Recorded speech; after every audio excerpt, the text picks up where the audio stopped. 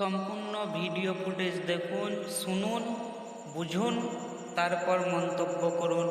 এবং আপনি যদি চ্যানেলে নতুন হয়ে থাকেন তাহলে এই চ্যানেলটি সাবস্ক্রাইব করে রাখুন। इसका जो है वो हवाला दिया गया था। मुझे असल किताब में से देखने का मौका नहीं मिला, लेकिन मुस्नद अहमद की हदीस जिक्र की गई थी। इसी तरीके इमाम आज़म अबू हनीफ़ा रहमतुल्लाह अलैह का एक कौल नकल किया और वो ये बताया, और हदीस जो मुस्नद अहमद की जिक्र की गई वो ये की गई कि नबी करीम सल्लल्लाहु अलैहि वसल्लम ने इरशाद फरमाया है कि सुरैया सितारा, क्योंकि सितारा एक सुरैया नाम का सितारा है, ये वो सुरैया सितारे जो सब सितारों से ऊंचा सितारा है, जिसके बारे में नबी करीम सल्लल्लाहु अलैहि वसल्लम की एक पेशन गोई है कि जब उनसे पूछा गया कि भाई वो हम सहाबा के बाद किसके अंदर ये फैज़ पहुँचेगा, आपका फैज़ किस में पहुँचेगा, आपने फरमाया था कि अगर ईमान सुरैया तक पहुँच जाए, यानी सुरैया सितारा तक पहुँच जाए, तो वो सलमान फ़ारसी में से एक की औलाद में से एक शख्स पैदा होगा जो वो सुरैया सितारे से इल्म को नीचे ज़मीन पर ला के फैलाएगा। और वो शख्स कौन है? वो शख्स इमाम आज़म अबू हनीफ़ा रहमतुल्लाह ताला है।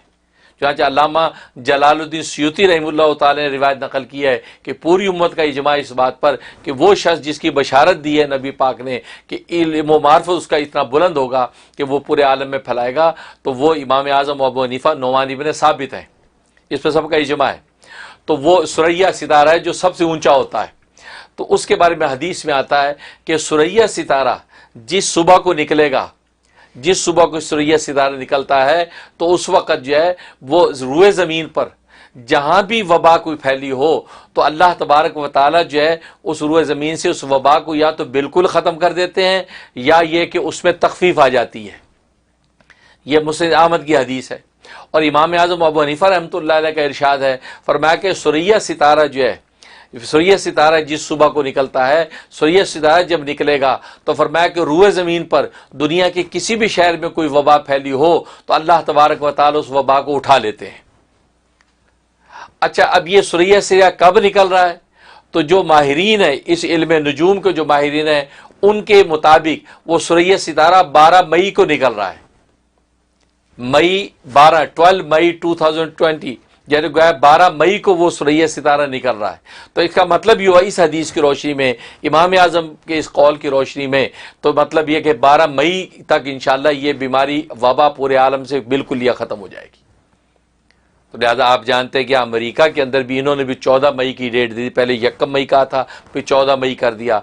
तो 12 मई जो है इन जो है वो मुक़द्दस अक़वाल की रोशनी में ये समझ में आ रहा है कि 12 मई के इंशाअल्लाह बीमारी ख़त्म हो जाएगी। और रमज़ान की तक 19 या 20 रमज़ान गालिबन बन रहा होगा, तो गोया कि आखिरी अशरे से पहले इंशाअल्लाह ये बीमारी ख़त्म हो जाएगी। और आखिरी अशरे में ज़ाहिर है कि फिर जो है वो लैलतुल क़द्र होना है, और लैलतुल क़द्र में जिब्रील अमीन का नुज़ूल होगा, मलाइका का ज़मीन पर नुज़ूल होगा, और इस कदर नुज़ूल होगा कि उसको लैलतुल क़द्र कहते हैं। क़द्र का माना तंगी की है। तंगी का मतलब है कि ज़मीन तंग हो जाती है फरिश्तों के लिए, पाँव रखने की जगह नहीं होती, इतने फरिश्ते उतरते हैं। तो मलाइका उतरें और यहाँ वबा मौजूद हो, ये कैसे हो सकता है?